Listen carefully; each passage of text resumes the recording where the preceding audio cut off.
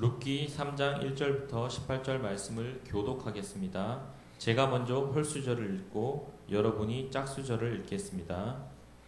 룻의 시어머니 나오미가 그에게 이르되 내 딸아 내가 너를 위하여 안식할 곳을 구하여 너를 복되게 하여야 하지 않겠느냐?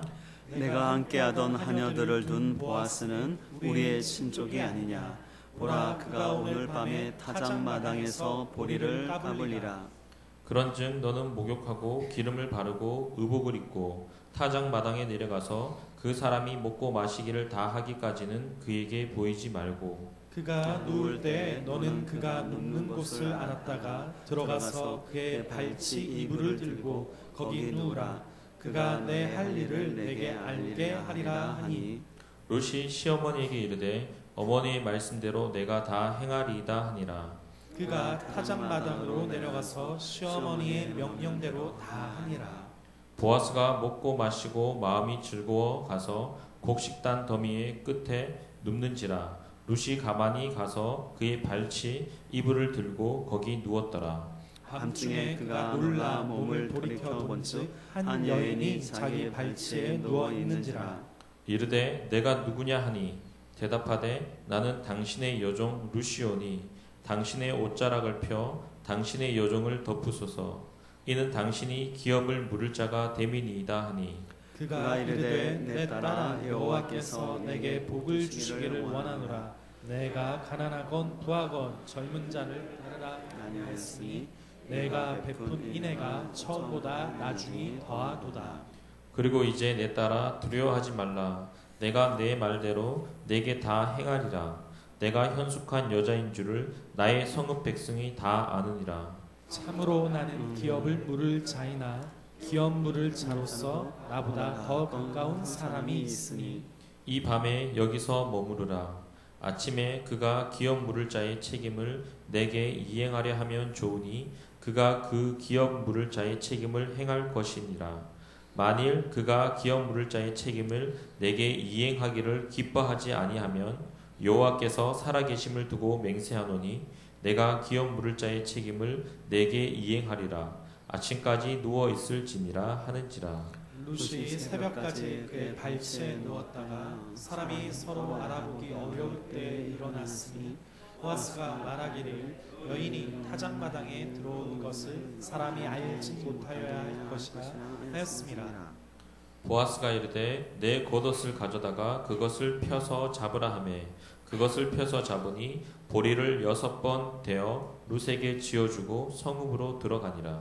룻이 시어머니에게 가니 그가 이르되 내 딸아 어떻게 되었느냐 하니 룻이 그 사람이 자기에게 행한 것을 다 알리고 이르되 그가 내게 이 보리를 6번 대어주며 이르기를 빈손으로 내 시어머니에게 가지 말라 하더이다 하니라. 이에 시어머니가 이르되 내 딸아 이 사건이 어떻게 될지 알기까지 앉아있으라. 그 사람이 오늘 이 일을 성취하기 전에는 쉬지 아니하리라 하니라.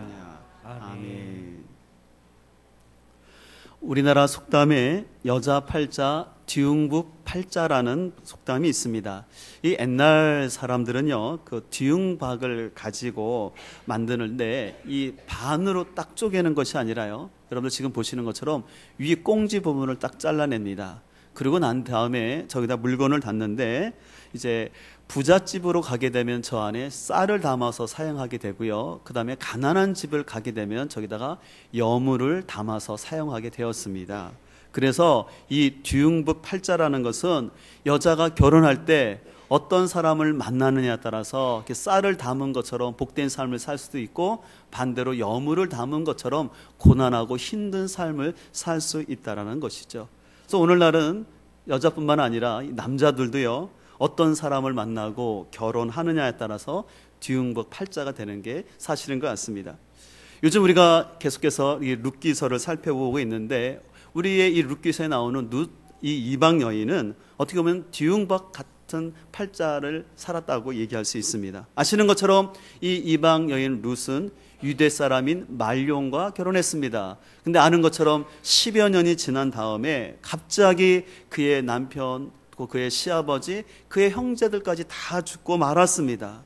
이제 룻은 자녀도 없이 그냥 청상 과부가 되어서 그 나오미 시어머니를 모시게 되었는데, 여러분이 아시는 것처럼 우리 지난 2장에 보신 것처럼 이 나오미가 굉장히 시어머니를 잘 모셨습니다. 그래서 아주 효성이 가득했지요.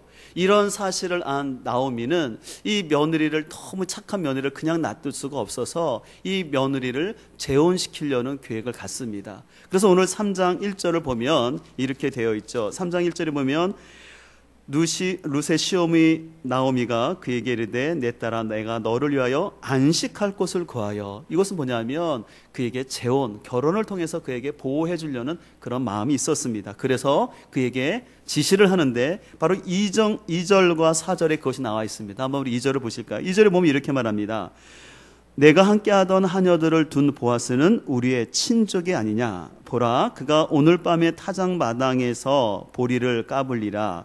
그런즉 너는 목욕하고 기름을 바르고 의복을 입고 타작마당에 내려가서 그 사람이 먹고 마시기를 다 하기까지 그에게 보이지 말고 숨어 있다가 그가 누우면 그의 발치 이불을 들고 거기에 누우라는 것이었습니다. 여러분들 말이 그렇지요. 룻의 입장에서 이 자신에게 호의를 베풀어준 남자가 있다고 그래서 이 몸단장을 하고 가서 밤에 몰래 그 남자에게 들어간다는 게 결코 쉬운 일이 아니었습니다. 근데 여기서 한 가지 우리가 좀 더 잘 기억할 것이 있는데, 여기서 이 룻이 그 발치 끝에 이불을 들었다라는 표현을 우리가 정확히 알아야 되는데, 이것은요 그냥 한 이불 속에 그냥 막 들어갔다는 것이 아니라 그 보아스가 누워있는 그 이불 끝을 살짝 들었다라는 것이에요. 살짝 들어서 거기에 쪽으로 앉았거나 아니면 가로로 누웠다라는 표현이 더 정확한 의미가 될 수가 있습니다. 자, 그래서 이런 가운데 이 보아스가 잠을 자다가 추위에 몸을 움츠려서 딱 일어나 보니까 웬 여자가 뭐예요? 거기에 누워있는 거예요. 자기 발끝에. 여러분들 얼마나 놀랐겠습니까? 자, 그랬을 때 그 여인에게 넌 누구냐라고 묻습니다. 그랬을 때 9절을 보면 이렇게 말합니다. 이르되 내가 누구냐 하니 대답하다 나는 당신의 여정 루시오니 당신의 옷자락을 펴 당신의 여정을 덮으소서. 이 옷자락을 덮어달라는 것은 뭐냐면 나를 맡아주옵소서라고 하는 의미로서 청혼을 한 것이었습니다. 자, 그러면서 특별히 9절 끝에 보면 이는 당신이 기업을 물을 자가 됨이다라고 말하고 있습니다. 여기서 기업 물을 자라는 표현이 나오는데요, 이것은 이스라엘에 있었던 중요한 풍속으로서요, 어떤 가까운 친족의 잃어버린 재산이나 또 대가 끊어졌을 때 그것을 이어주는 중요한 풍습이었습니다. 그래서 이것을 고엘 제도라고 말하기도 합니다. 자, 어쨌든 이제 이 룻은 자신의 친족이었던 보아스에게 이것을 부탁을 하는 것이었는데, 당시에 이런 것이 풍습이었다고 하지만 이 여자 입장에서 이것에 어머니 말씀에 순종한다는 것은 굉장히 가슴 떨리고 조마조마하고 어려운 일이었습니다. 근데 이 얘기를 들은 보아스가 이렇게 대답을 합니다. 10절을 보실까요? 10절 같이 읽겠습니다. 시작. 그가 이르되 내 딸아 여호와께서 내게 복 주시기를 원하노라. 내가 가난하건 부하건 젊은 자를 따르지 아니하였으니 내가 베푼 인애가 처음보다 나중이 더하도다. 예, 보아스가요 룻을 칭찬하는 거예요. 뭐라고 칭찬하냐면 네가 과거 모압 땅에서 너희 고향 땅을 버리고 너희 시어머니를 섬기기 위해서 하나님을 섬기고 그래서 이쪽으로 온 것도 참 귀한 마음이었는데 네가 그 시어머니를 섬기고 또 대를 이어기 위해서 이렇게 순종하는 것, 너 참 귀한 마음이다. 네 마음이 참 자비가 가득한 마음이다라고 칭찬을 하면서 네가 이상한 여자, 쉽게 말해서 밝히는 여자가 아니라 현숙한 여인이라는 것을 온 동네 사람들이 다 알고 있다라고 하면서 이 룻이 보아스를 인정하는 것을 볼 수가 있습니다.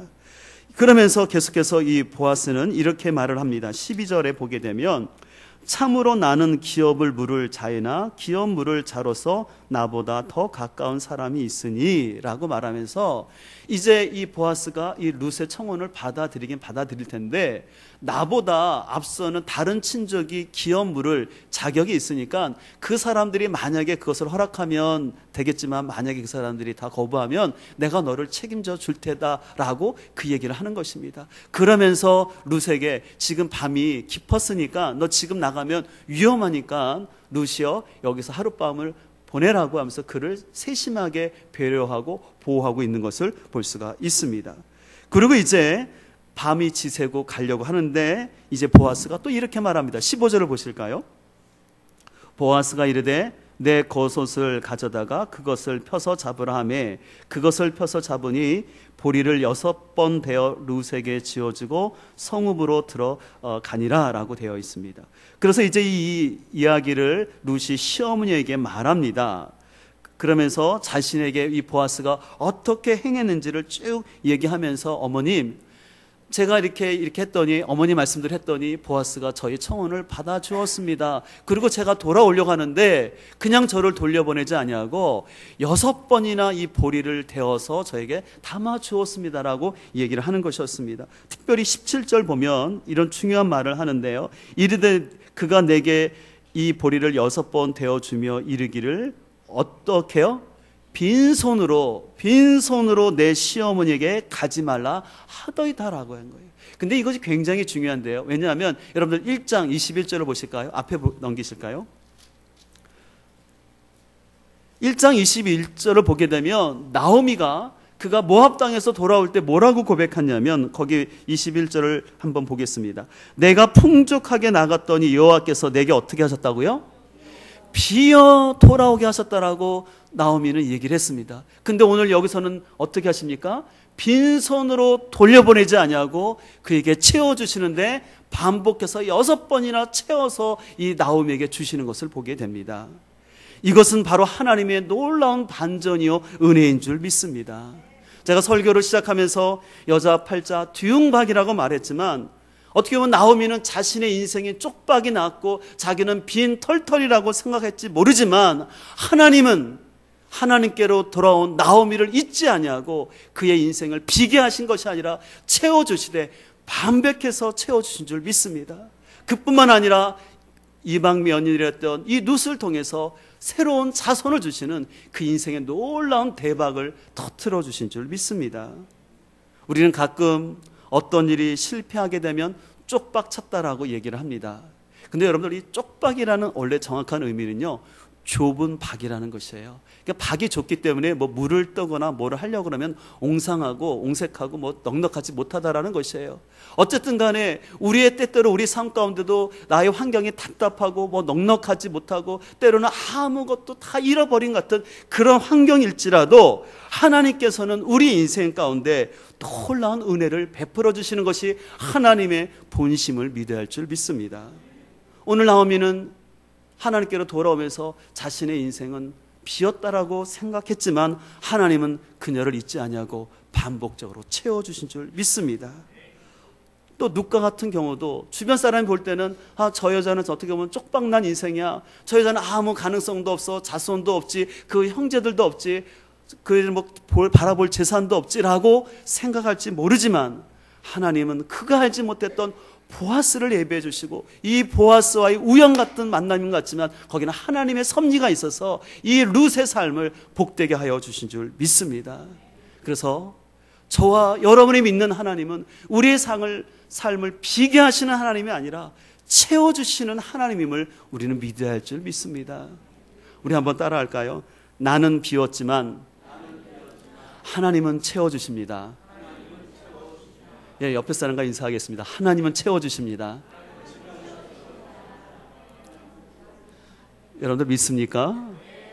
우리가 믿는 하나님은 결코 우리 인생을 손해나거나 비게 하시는 하나님이 아니라 우리의 삶을 채워주시고 넉넉하게 하시고 내가 생각지도 못한 놀라운 섭리를 통해서 우리 인생에 대박을 주시는 그 하나님임을 우리는 믿어야 할 줄 믿습니다. 그렇다면 이런 하나님을 경험하기 위해서 우리가 해야 될 것이 있는데 그것은 바로 단순한 순종입니다. 한번 따라하겠습니다. 단순한 순종. 우리가 본문을 살펴봤지만 여러분들 룻의 입장에서요 이게 목욕 단장을 하고 다른 남자에게 들어간다라는 것 쉬운 것이 결코 아니었습니다. 어떻게 보면 여자의 자존심도 있는 거 아니겠습니까? 그리고 잘못 결과가 된다면 수모를 당할 수도 있는 거고 그나마 죽던 이삭도 얻지 못하는 그런 위험스러운 부분이었습니다. 그러나 6절을 보게 되면 룻이 그대로 다 순종했다라고 얘기하고 있습니다. 그 룻에게는 어떻게 보면 참 부담스러운 순종이었지만 그 순종의 결과 그는 보아스로부터 현숙한 여인이다라는 칭찬을 받게 되었고 결국에는 그와 결혼하게 되었고 믿음의 자녀를 낳아서 결국은 구속사의 주인공이 된 것을 보게 된 줄 믿습니다. 특별히 제가 이 룻의 순종을 단순한 순종이라고 얘기했는데요. 왜냐하면 순종은요, 너무 복잡하고 많은 걸 생각하면 순종할 수가 없습니다. 내가 미래에 대해서 너무 걱정을 하고 내가 이렇게 생각하면 이런 게 걸리고 저게 걸리고 막 생각하면요, 하나님 앞에 제대로 순종할 수가 없어요. 그냥 하나님께서 지금 말씀하시면 그걸 그대로 믿고 순종할 때 거기에 하나님의 역사가 나타날 줄 믿습니다. 아프리카 자이르 공화국에서 실제로 있었던 일이었는데요. 거기서 선교하시는 선교사님이 있었는데 그 선교사님의 아들이 하루는 마당에서 이렇게 놀다가 그 마당 옆에 우거진 숲으로 들어가게 됐어요. 그래서 거기서 그 아이가 계속 뭘 줍고 있었습니다.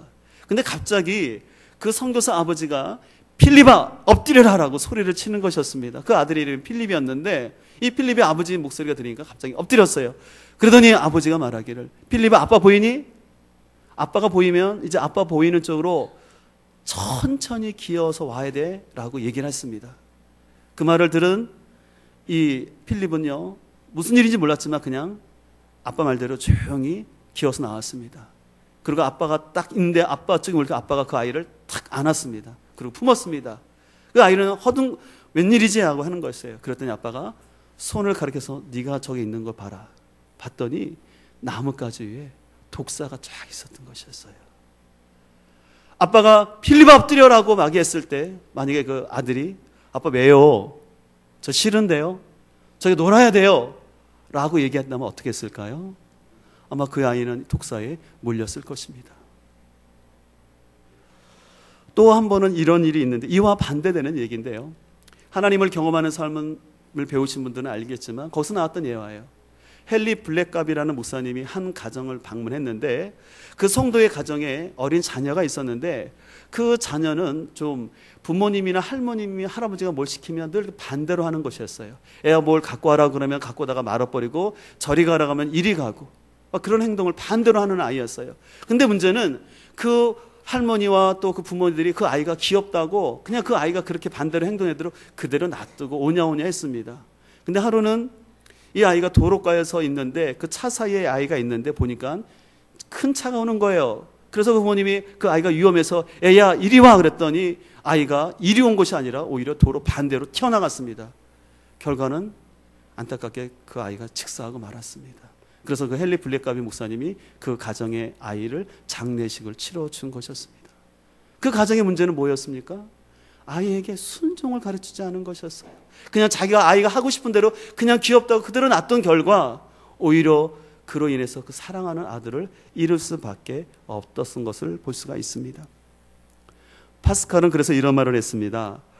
올바른 분에게 순종하는 것이 올바른 순종이다라고 말을 했는데요. 우리는 주님의 말씀과 성령의 인도하심에 순종하는 것이 회복의 지름길인 줄 믿습니다. 그래서 우리가 잘 아는 것처럼 사무엘상 15장 22절을 말하기에 하나님은 순종이 제사보다 낫고 듣는 것이 수양의 기름보다 낫다라고 말씀하셨습니다. 우리가 하나님 말씀에 순종하고 하나님 말씀을 들을 때 거기에 하나님의 회복의 역사가 나타나는 줄 믿습니다. 그래서 이 순종은요, 태도입니다.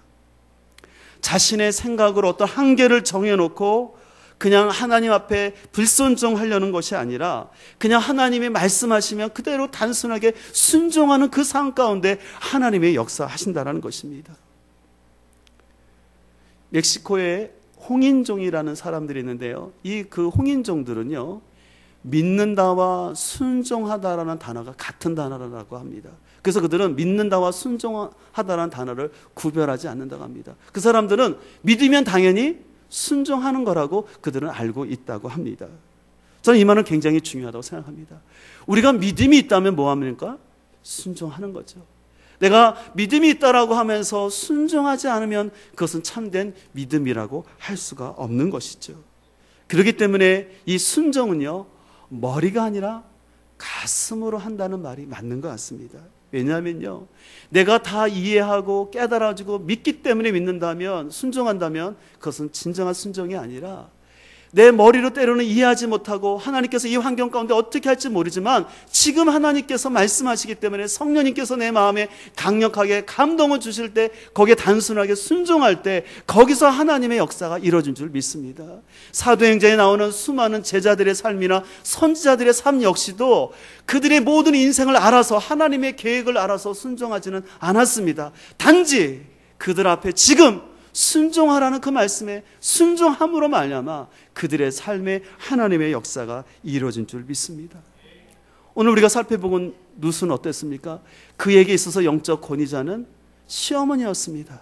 근데 그 시어머니의 말이 어떻게 했습니까? 그대로 순종하는 것이었습니다. 자신의 이성으로는 이해가 안 가죠. 어떻게 외간 남자에 들어가서 그냥 이불 속에 들어갈 수 있습니까? 자신에게 익숙하지 않은 풍습이었습니다. 그러나 그 시어머니의 말에 순종했을 때 그에게는 놀라운 하나님의 은혜가 임하게 된 줄 믿습니다. 또한 그에게 영적 권위자는 보아스였는데 보아스가 시키는 대로 내가 오늘 밤에는 위험하니까 여기 머물러 있을 때 머물렀다가 또 그가 향하는 대로 그대로 순종함으로 말미암아 그가 하나님 앞에 쓰임받는 여인이 된 줄 믿습니다. 바로 이러한 순종과 겸손이 있었기 때문에 그가 복된 만남을 갖게 되었고 어떻게 보면 쪽박 같은 인생에서 그는 대박나는 인생이 된 줄 믿습니다. 바라옵기는 저와 여러분의 삶 가운데 주님에 대한 단순한 순종을 통해서 인생이 바뀌고 풍족한 삶이 있기를 간절히 소망합니다.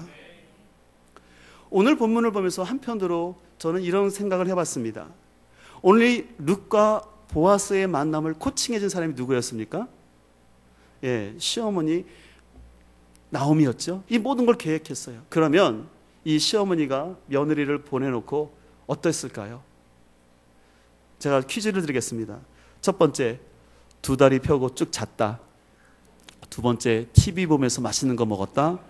세 번째, 가슴 졸이며 중보기도 했다. 너무 뻔한 답이죠. 아마 이 나오미는 굉장히 기도했을 것 같아요.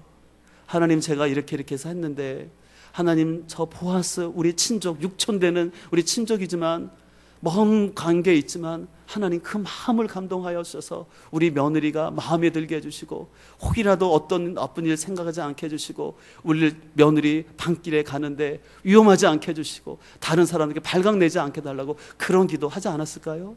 성경에 그 내용은 없지만 분명히 그렇게 기도했을 것을 우리가 알 수가 있습니다. 그래서 이 나오미는 간절히 기도했을 것입니다. 그리고 기다렸을 것입니다. 아마 뜬 눈으로 기다렸을 것입니다. 그래서 어떻게 할 수, 16절을 보면 이렇게 할 수 있습니다. 룻이 시어머니에게 가니 그가 이르되 내 딸아 어떻게 되었느냐 하니. 여러분 생각을 해보십시오. 딸의 그 며느리가 왔는데 이렇게 물었을까요? 내 딸아 어떻게 되었느냐, 이렇게 물었을까요? 어떻게 됐니? 어떻게 물었을까요? 후자 쪽이 되겠죠. 제가 연기를 좀 못해서 그렇지만 이거 어머니는 굉장히 다급한 마음을 가지고 기대감을 물었을 거예요. 근데 답은 뭐예요? 어머니, 됐어요. 보아스가 저를 받아주었어요. 저의 기업을 물어주신대요 라고 얘기를 했을 때 이 나오미는 너무나 기뻤을 것입니다. 그러다가 또 룻이 말하는 것 아니겠습니까? 그 보아스가 제가 가려고 하는데 어머니 빈손으로 가면 안 된다고, 어머니께 빈손으로 가면 안 된다고 이렇게 보리를 6번이나 채워서 보냈습니다라고 했을 때 아마 이 두 시어머니와 며느리는 얼싸하지 않았을까, 그런 생각을 해보게 됩니다. 좀 아름다운 모습이라고 생각을 하게 됩니다. 잠깐 여담이지만요, 요즘 아파트 이름들이 굉장히 어렵잖아요. 그래서 요즘 아파트 이름을 어렵게 짓는 이유가 있었대요. 그거 뭐냐면 며느리들이요, 시어머니들 잘 못 찾아오도록 무슨 주공 아파트 그렇게 하지 않고 굉장히 이름을 어렵게 외국말을 넣었대요. 그래서 요즘은 또 아파트 옛날에는 몇 호 이렇게 크게 써놨는데 그것도 작게 해놨대요. 그래서 이 며느리들이 시어머니가 찾아오지 못하도록. 근데 요즘은 다시 바뀌고 있대요. 이름을 쉽게 바꾼대요. 왜 그랬더니 시어머니들이 혼자 못 오니까 신위를 앞세워서 집을 찾아온다는 것입니다. 그래서 다시 아파트 이름을 새롭게 바꾸고 있다라는 들리지 않는 그런 전설이 있습니다. 얘기를 들었어요. 근데 참 이렇게 현대인의 마음을 표현한 것 같아요. 그만큼 시어머니가 어려운 거예요. 그래서 우리 10월들어서 어려운데, 근데 오늘 본문에 나오는 이 룻은 시어머니의 그런 관계가 아니라 너무 이 사랑 관계 가운데서 그 어머니 말씀에 순종함으로 인해서 이런 놀라운 역사가 이루어진 것을 볼 수가 있습니다. 오늘 이 상황 가운데 나오미가 자신의 며느리로부터 그 얘기를 들은 다음에 18절에서 이렇게 말하고 있습니다. 우리 잠깐 자막을 보고 우리 표준세 번역으로 좀 읽으면 더 실감 나는데 이렇게 되어 있습니다. 같이 읽겠습니다. 시작. 그러자 시어머니가 이랬다. 얘야, 일이 어떻게 될지 확실해질 때까지 너는 가만히 기다리고 있거라. 예, 보니까 그 며느리부터 소식을 들은 이 나오미 입장에서 야, 빨리 어떻게 일을 해야 되지 않겠냐라고 막 서두르는 것이 아니라 얘야, 됐다. 가만히 기다리고 있자라는 거예요. 하나님이 어떻게 역사할지 기다리자라는 것입니다. 근데 여러분, 여기서 기다린다고 해서 그냥 팔짱 안 끼고 그냥 있었을까요? 아니라고 저는 생각합니다. 그들은 계속해서 기도하면서 이 뜻이, 이 기업물을, 이 과정들이 잘 이루어지도록 그들은 기도했다라고 저는 생각합니다. 우리 삶 가운데도 하나님의 회복의 은혜를 기다린다면 우리는 하나님의 은혜를 소망하면서 기도하며 나가야 할 줄 믿습니다. 그냥 소극적으로 기다리는 사람이 아니라 적극적인 기다림인데, 바로 적극적인 기다림은 저는 바로 기도라고 말할 수 있습니다. 기도하면서 기다려야지 그것이 참된 기다림이지, 아무것도 안 하고 있으면서 기다리는 것은 그냥 시간만 낭비하는 것이 될 수밖에 없습니다. 우리가 룻기서를 시작하면서 여러분 아는 것처럼 룻기 1장 1절은 사사시대에 흉년이 들었다라고 시작했습니다. 그래서 그 시대는 흉년이 드는 삶이었습니다. 어려웠지요. 그런데 여러분들 아는 것처럼 흉년이라는 것은 땅에 물이 없음으로 말미암아 곡식이 자라지 않는 것입니다. 그래서 하늘에서 비가 내리지 않으니까 땅바닥에 갈라지고 열매가 없는 것이죠. 제가 반복해서 말씀드린 거지만 사막이 사막된 이유는 다른 것이 아니라 땅에 물이 없기 때문에 그래요. 땅에 물이 없으니까 하늘로 올라갈 수증기가 없으니까 당연히 땅이 메마르니까 하늘도 메마르다라는 것입니다. 반대로 왜 정글되는지 아십니까? 정글에는 땅에 물이 있어요. 땅에서 수증기가 올라가니까 그것이 어느 정도 날씨가 되고 고도가 됐을 때 비가 되는 것을 볼 수가 있습니다. 우리 인생이, 우리의 가정이, 나의 삶이, 이 지역사회가 흉년이 들었다라는 것은 나름대로 이유가 있지만 결국에는 그곳에 물이 없기 때문에 그렇다는 것입니다. 그렇기 때문에 우리는 우리 인생을 뒤돌아보면서 우리의 삶이 흉년된 인생이라면, 관계가 깨어지고 여러 가지 삶에 문제가 생긴다면 그 흉년을 바꿔야 되는데, 거기에는 하나님의 은혜가 있어야 되겠지만 그 하나님의 은혜가 임하기 위해서는 우리가 기도의 물을 대야 될 줄 믿습니다. 여러분들 마중물을 아시죠? 옛날에 펌프를 쓰신 분들은 알겠지만 집 앞에 펌프가 있는데, 펌프에서 물이 나오게 하려면 어떻게 돼요? 한 바가지의 물을 붓는데 그것이 마중물입니다. 한 바가지를 부어놓고 열심히 물이 나올 때까지 하면, 펌프질을 하면 어떻게 돼요? 물이 나오는 거죠. 마중물을 넣었다고 바로 되는 건 아닙니다. 물을 넣고 펌프질해야지 땅속에서 콸콸 물이 쏟아나는 것처럼 우리가 하나님의 은혜와 하나님의 역사가 임하기 위해서 누군가는 내 삶에 마중물을 부어놓고 펌프질하는 그 수고가 있을 때 하나님의 역사가 이루어진 줄 믿습니다. 여러분들은 요즘 여러분의 영적인 상황을 어떻게 보십니까? 혹시 여러분의 마음의 심령의 상태가 영적으로 흉년이 들어서 갈라지고 메마르고 먼지 나지는 않습니까? 여러분이 살고 있는 가정은 어떻습니까? 또 우리는 이 지역사회를 바라보면서, 이 영기 지역을 바라보면서 과연 우리 이 영기 지역이, 여러분은 우리가 이 교회가 존재하는 이 영기 지역이 풍성한 땅이요 열매 맺는 땅이라고 생각합니까? 아니면 이 영기 땅이 갈라지고 척박하고 거친 땅이라고 생각하십니까? 우리는 아마 느끼고 있습니다. 그렇다면 우리는 우리의 가정과 이 지역이 회복되도록 기도의 마중물을 부어내야 할 줄 믿습니다. 우리에게 능력이 있는 건 아니지만 우리가 하나님 앞에 순종함으로 단순하지만 기도하며 나아갈 때 거기에 하나님의 역사가 나타날 줄 믿습니다. 그렇기 때문에 구약성경 역대하 7장 14절은 이렇게 말씀하고 있습니다. 우리 같이 한번 읽겠습니다. 시작. 내 이름으로 일컫는 내 백성이 그 악한 길에서 떠나 스스로 경비하고 하고 내 얼굴을 구한 내가 하늘에서 듣고 그 죄를 사하고 그 땅을 고치리라. 아멘. 여기 보니까요, 내 이름으로 일컫는 백성이 뭐하고 말하고 있습니까? 그 악한 길에서 떠나 스스로 낮추고 겸손하게 기도하며 하나님의 얼굴을 구하면 하나님께서는 하늘에서 들으시고 그 땅을 고치실 거라고 말씀하고 있습니다. 여러분의 가정이 회복되기를 원하십니까? 이 우리가 살고 있는 영기 지역이 복되기를 원하십니까? 그렇다면 우리가 해야 될 것은 우리의 마음을 낮추고 하나님의 얼굴을 구하고 기도하며 나갈 때 하나님이 이 땅을, 우리의 가정을, 우리의 심령을 회복하여 줄 줄 믿습니다. 여러분들, 미국의 수도가 어디죠? 워싱턴이죠. 다 아시는데요. 근데 이 워싱턴이요, 1993년도에 살인사건만 454건에 발생해서 454명이 죽었습니다. 그래서 미국 50개가 넘는 주에서 이 워싱턴을 살인 수도라고 불렀습니다. 수도였지만 너무나 많은 살인사건이 발생하는 것이었습니다. 근데요, 놀라운 일이 발생했는데 6년 후가 됐을 때 살인사건 수가 반 정도로 줄어서 232명만 죽게 되었고요. 폭력 범죄율이 60%가 감소되었고, 또한 강도는 70%, 강간은 40%나 줄게 되었습니다. 그럼 6년 사이에 무슨 일이 발생했느냐? 그것은 바로 그 워싱턴에 살고 있는 사람들이 이 워싱턴이 살인 수도라는 오명을 벗기 위해서 그들이 미국의 중보 기도자들과 연결을 해서 기도하기를 시작하신 것입니다.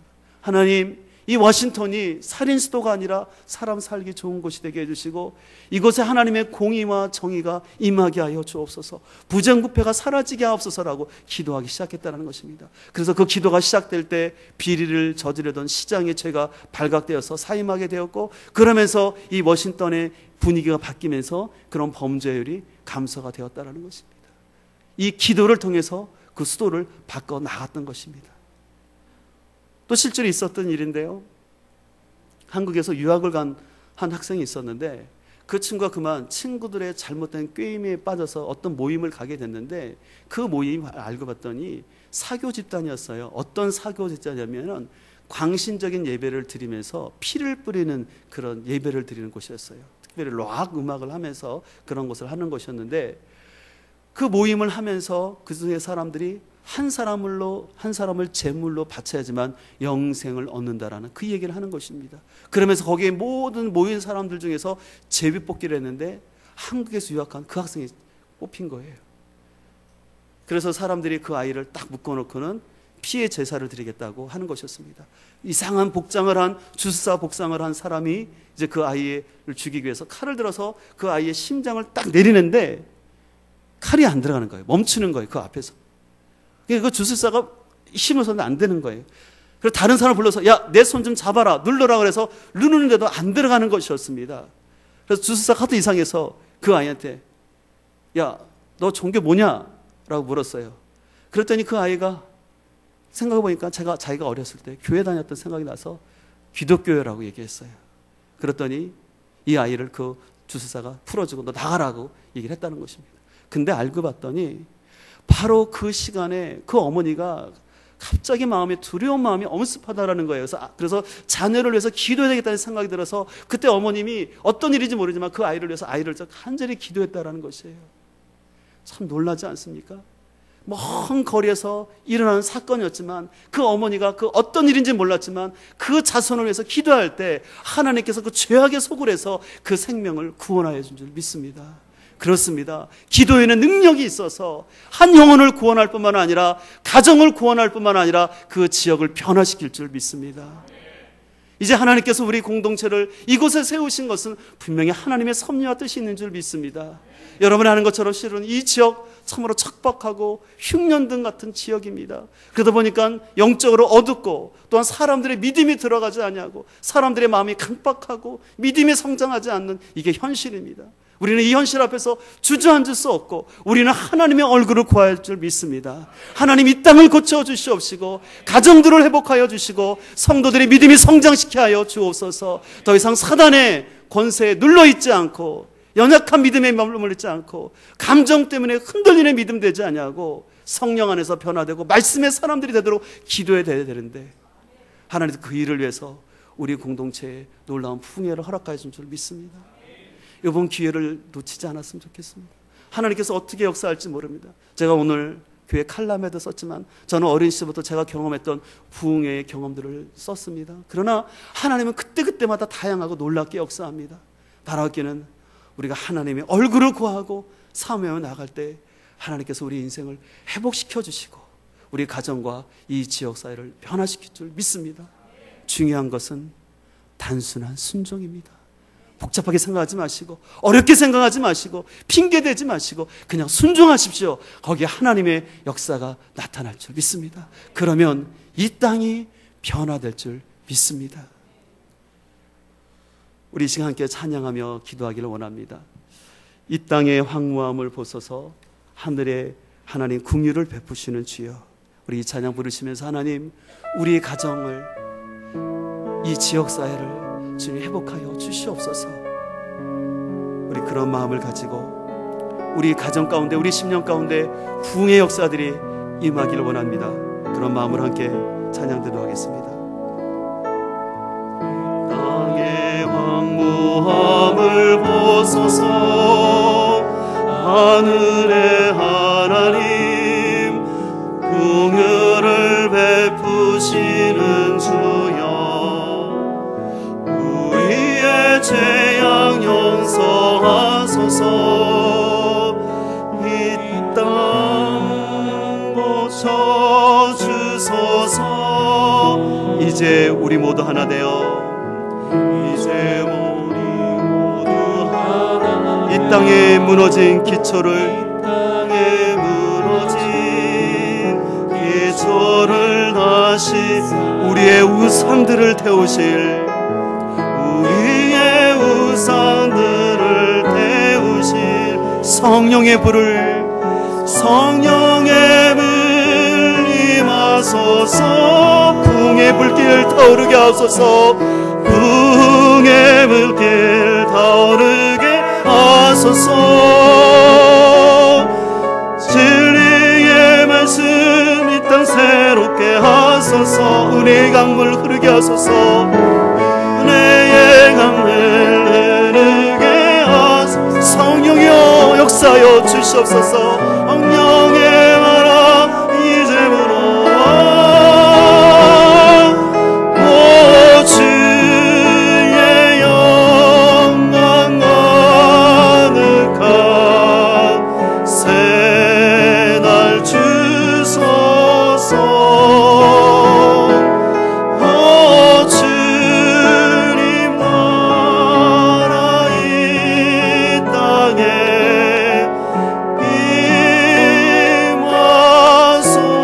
임하소서. 우리 이 시간 하나님께 고개 숙여 기도하기를 원합니다. 하나님 이 땅의 황무함을 보시옵소서. 하나님 흉년된 우리의 영혼에 우리 가정을 긍휼히 여겨 주셔서 주님 우리의 빈손 같은 우리의 삶을 채워주시기를 원하는 하나님 아버지 이 시간 주님 앞에 저희들 순종하며 나가기를 원하오니 우리를 회복시켜 주시고 우리 가정의 구원의 역사가 임하게 하여 주시고 이 땅이 회복되게 하여 주시고 고쳐 주시옵소서. 주여 은혜의 강물이 흐르게 하여 주시옵소서. 성령의 바람이 이곳에 불어오게 하여 주시옵소서. 이번 부흥회를 통해서 우리에게 큰 은혜 주시옵소서. 이 시간에 주여 한번 부르고 하나님 앞에 합심해서 기도하겠습니다. 주여 하나님 아버지 우리의 연약함과 부족함을 아신 하나님 흉년된 우리의 삶들을 긍휼히 여겨 주시옵소서. 주여 우리의 심령을 긍휼히 여겨 주시옵시고 우리의 가정을 불쌍히 여겨 주시옵시고 주여 이 땅을 긍휼히 여겨 주시옵소서. 주님 우리의 심령 가운데 비어진 우리의 인생 가운데 채워주시는 하나님의 은혜를 경험하기를 원하니 우리의 빈잔을 채워주시옵시고 우리의 연약함을 불쌍히 여겨 주시옵시고 우리의 좁은 어려운 환경, 우리의 답답한 이 환경을 변화시켜 주셔서 주여 대박나는 삶이 되기를 원하오니 하나님의 은혜로 우리의 삶을 새롭게 하여 주시고 변화시켜 주시옵소서. 주여 이곳에 성령의 바람이 불어오게 하여 주시옵시고 은혜의 강물이 흘러넘치게 하여 주셔서 영혼들과 가정들이 회복되는 놀라운 역사가 있게 하여 주시옵소서. 주님 이 땅을 고쳐주시고 성도들의 가정을 회복하여 주시옵시고 성도들에게 믿음을 허락하여 주시옵소서. 악한 사단 마귀에게 믿음을 빼앗기지 않게 하여 주시옵시고 시험에 들지 않게 하여 주시옵시고 영적 싸움에 실패하지 아니하도록 세워주시고 깨닫게 하여 주시옵소서. 주여 사랑하는 공동체를 새롭게 하여 주시옵시고 가정들마다 일어나게 하여 주시고 영혼들이 회복되는 임하게 하여 주시옵소서. 주여 나라가 임하게 하여 주시옵소서. 회복하여 주시옵소서. 주님의 은혜만이 우리를 고칠 수 있사오니 주님 이 땅을 고쳐주시고 은혜의 강물 흐르게 하여 주시옵소서. 부흥의 은혜를 허락하여 주시옵소서. 주님 도와주옵소서. 이 시간 우리 다 함께 일어나셔서 결단 찬양 드리시고 강도 목사님 축도함으로 모든 예배를 마치도록 하겠습니다.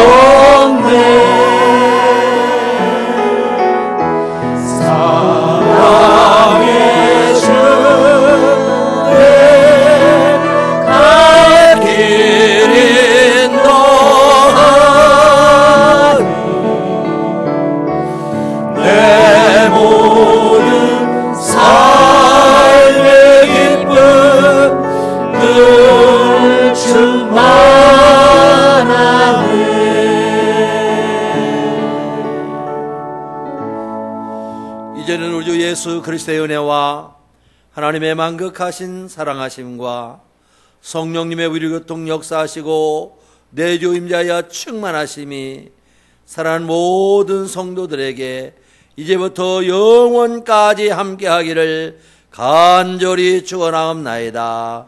아멘.